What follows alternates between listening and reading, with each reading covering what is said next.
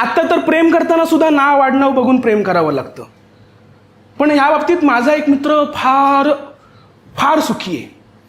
त्याचं नाव ऐकूनच मुली त्याच्या प्रेमात पडतात. त्याचं नाव आहे हार्दिक महाडिक. नाव ऐकूनच मुलींच्या भावना उत्तेजित होतात. हां, चाळीतलं फार कॉमन नाव काय असतं माहिती आहे? बाबू. हां, आमच्या चाळीत 8 बाबू आहेत. 30-30 वर्षांचे. काय झालं, आमच्या चाळीत मोठ्या बाबूला छोटा बाबू झाला.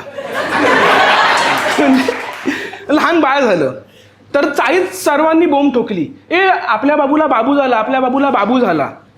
त्यातही एक बाई आली आणि बोलते, अरे वा, मोठ्या बाबूचा छोटा बाबू गोड आहे.